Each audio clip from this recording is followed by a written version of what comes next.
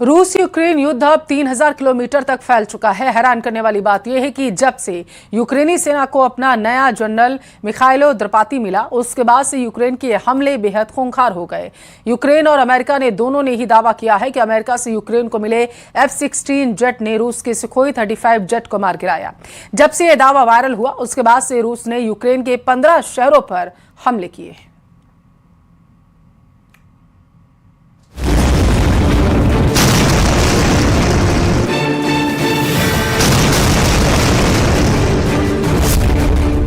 F-16 से मार गिराया Su-35 जेट। यूक्रेन युद्ध में बना रिकॉर्ड।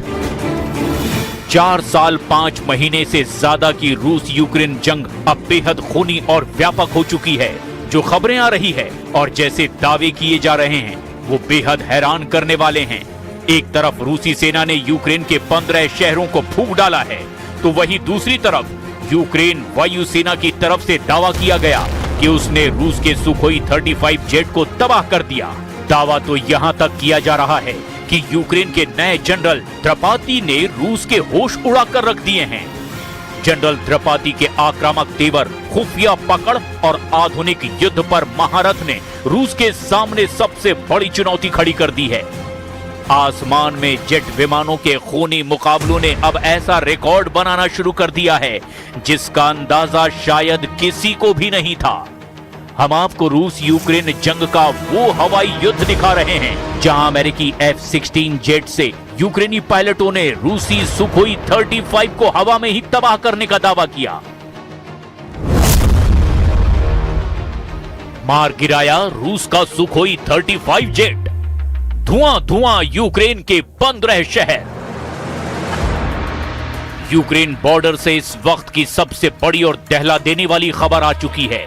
आसमान का सिकंदर कहा जाने वाला रूस का सबसे घातक फाइटर जेट सुखोई 35 को मार गिराया गया। रूस यूक्रेन बॉर्डर पर बारूद का ऐसा बवंडर उठा जिसने क्रेमलिन से लेकर वॉशिंगटन तक जबरदस्त हड़कंप मचाया। अमेरिकी डिफेंस सिस्टम पैट्रियट ने यूक्रेन की सीमा पर रूस के इस सुपर मैन्यूवरेबल जेट को हवा में ही चीर कर रख दिया। सुखोई 35 का मलबा आसमान से आग का गोला बनकर गिरा और इसके साथ ही रूस यूक्रेन जंग एक ऐसे मोड़ पर आ गई है जहां से अगले 48 घंटे इस पूरी दुनिया के लिए कयामत साबित हो सकते हैं।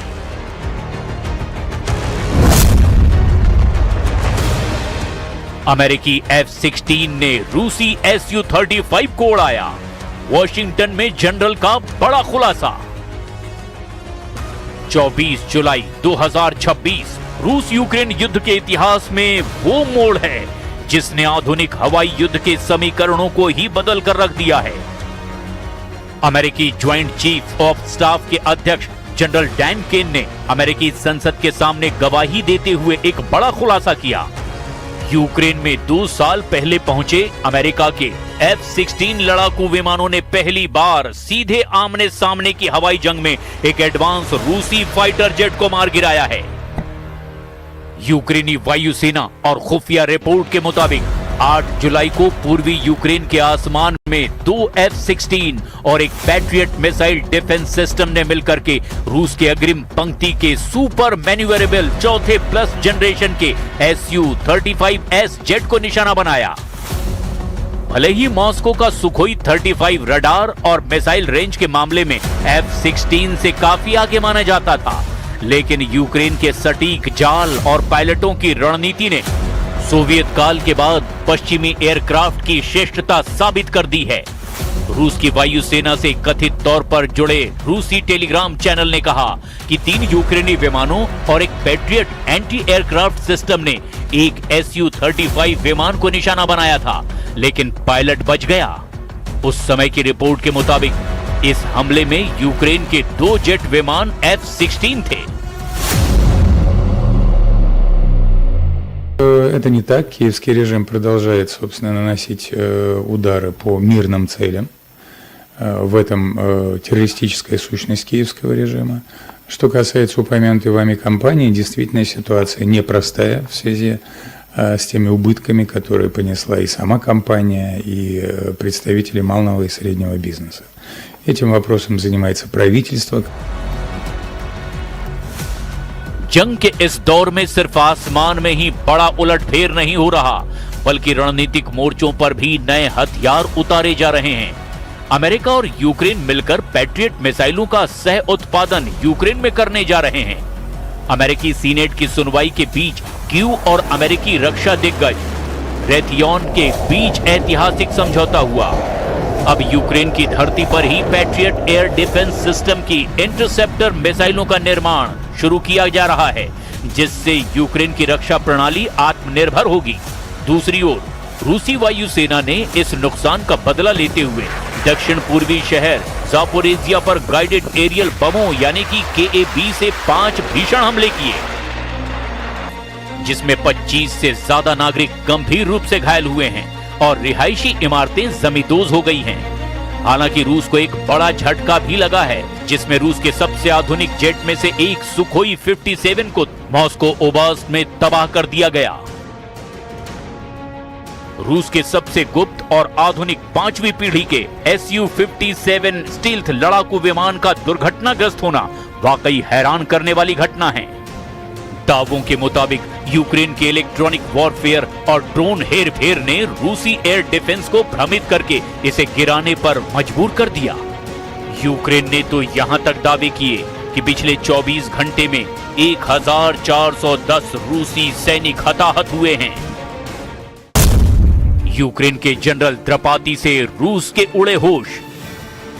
यूक्रेन के नए कमांडर इन चीफ मिखाइलो द्रपाती ने पद संभालते ही अग्रिम मोर्चों और रूसी सीमाओं के भीतर आक्रामक अभियानों को 2 गुना करने का संकल्प लिया है।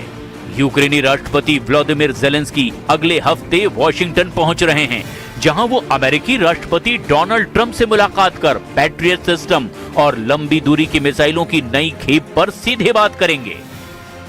ओडेसा और चोर्नोमोर्स्क बंदरगाहों पर रूसी हमलों के डर से विश्व प्रसिद्ध शिपिंग कंपनी मर्सक ने अपने मालवाहक जहाजों को यूक्रेन की बजाय अब रोमानिया के कॉन्स्टेंटा बंदरगाह पर डाइवर्ट करना शुरू कर दिया है।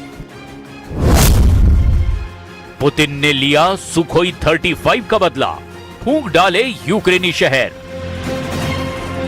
बॉर्डर पर सुखोई 35 का गिरना और रूस के भीतर तेल रिफाइनरी का जलना, इन 2 घटनाओं ने व्लादिमीर पुतिन को उस मोड़ पर लाकर खड़ा कर दिया जहां वो चुप नहीं बैठेंगे। खुफिया सूत्रों का दावा है कि क्रेमलिन ने नेटो देशों को आखिरी चेतावनी दे दी है। पुतिन ने कहा कि अगर पश्चिमी हथियारों का इस्तेमाल रूसी विमानों को गिराने के लिए इसी तरह होता रहा तो रूस यूक्रेन के पड़ोस में मौजूद नेटो के लॉजिस्टिक बेस पर सीधे हमला कर सकता है।